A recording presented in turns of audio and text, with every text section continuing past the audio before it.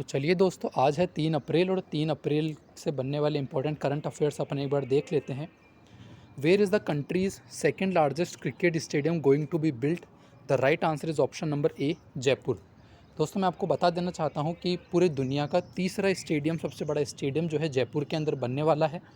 और इंडिया का जो है दोस्तों ये दूसरा सबसे बड़ा स्टेडियम होगा after the Narendra Modi stadium, जो कि गुजरात के अंदर लोकेटेड है। Second question, Recently, which state has celebrated its Foundation Day on 1st April 2023? सो दोस्तों 1 अप्रैल को जो है फाउंडेशन डे मनाया जाता है उड़ीसा राज्य के द्वारा।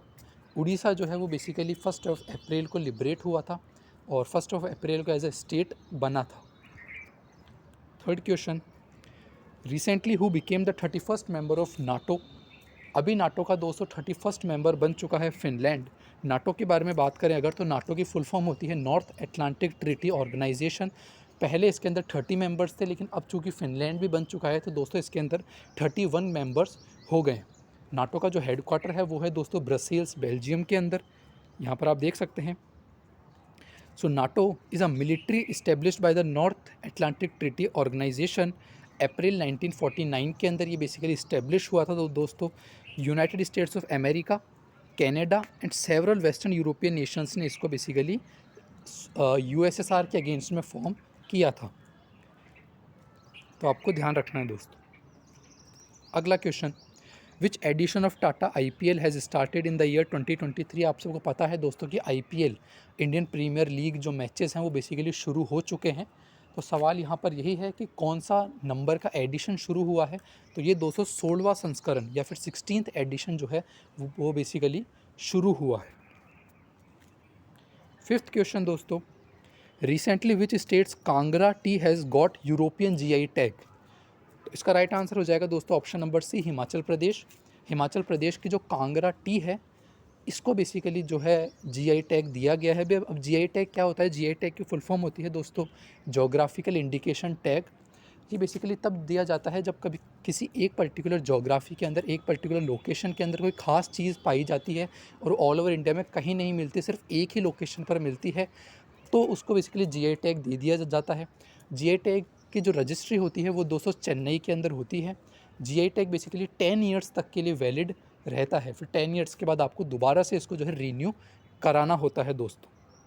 सो geographical indication is an indication use to identify goods having special characteristics originating from a definite geographical territory. जो मैंने आपको बात बताई वही यहाँ पर बोल रहा है कि एक पर्टिकुलर लोकेशन, एक पर्टिकुलर जोग्राफी के ऊपर अंदर अगर उस पर अगर कोई स्पेशल चीज़ मिलेगी, कोई ऐसी चीज़ मिलेगी जो ऑल ओवर इंडिया में कहीं नहीं मिलती है, सिर्फ एक ही लोकेशन पर मिलती है, तो उसको जो है प्रिजर्व करने के लिए जीआई टैग दे दिया जाएगा। एक तरीके से लाइक आप इसको कॉपीराइट के तरह समझ सकते हैं कि जैसे आप किसी की कॉपी नहीं कर सकते हैं, सेम उसी तरीके से कहने का मतलब है कि ये पर्टिकुलर चीज़ जो है सिर्फ यहीं पर ही मिलती है। दोस्तों ये जो जोग्राफिकल इंडिकेशन का जो प्रोसेस है जीआई टैग देने का, ये 1999 से स्टार्ट हुआ था बेसिकली। एंड इसको गवर्न और डायरेक्ट किया जाता है by the WTO, trade related aspects of intellectual property rights. Trips और ट्रिम का आपने नाम सुना होगा दोस्तों। ये जो ट्रिप्स और ट्रिम है ये दो एग्रीमेंट है बेसिकली, जो कि कॉपीराइटेड मटेरियल को ही प्रिजर्व करने का काम करते हैं। तो उनके अकॉर्डिंग ही जो है ये जोग्राफिकल इंडिकेशन टैग रन होता है, गवर्न किया जाता है। दोस्तों ये किस किस के ऊपर लग सकता है? तो ये agricultural, natural, manufactured product, handicraft, industrial goods के ऊपर लग सकता है। अगला question, who has launched Mahila Samman saving certificate scheme to make women self reliant? The right answer is central government. सेंट्रल गवर्नमेंट ने स्कीम लॉन्च करी है दोस्तों, Mahila Samman saving certificate scheme. Nirmala Sitharaman ji ने लॉन्च करी है। यह है दोस्तों आज के 3 वोकेबुलरी के वर्ड्स। पहला है लेंग्योर। लेंग्योर का मतलब होता है लिथार्जीनेस, लेजीनेस, एकदम आलस आना, जो कि अपने को रोज आता है। दूसरा है दोस्तों हेडी। हेडी का मतलब होता है स्मार्ट, एक्सपीरियंस्ड, एकदम मैच्योर। तीसरा होता है दोस्तों शैम। शैम का मतलब होता है फेक करना, एक्टिंग करना, दिखावा करना। यह है दोस्तों आज के 1 liner facts.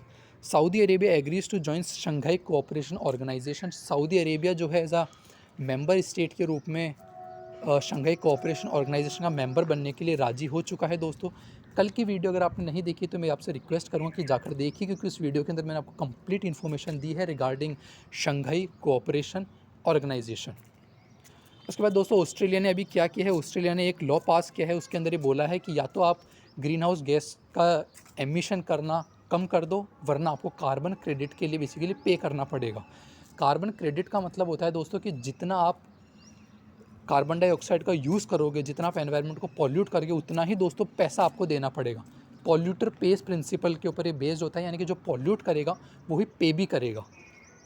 The Global Wind Energy Council in its latest report said that India can emerge as a major player in the wind energy sector if facilitative policy measures are put in place. So दोस्तों ये था आज का हमारा session. I hope कि आपको content ठीक लगा होगा, अच्छा लगा होगा। बहुत कम समय के अंदर मैंने आपको बहुत ज़्यादा जानकारी देने की कोशिश करी। ऐसी ही और ख़बरों के लिए आप चैनल को सब्सक्राइब कर सकते हैं। बहुत बहुत धन्यवाद। जय हिंद।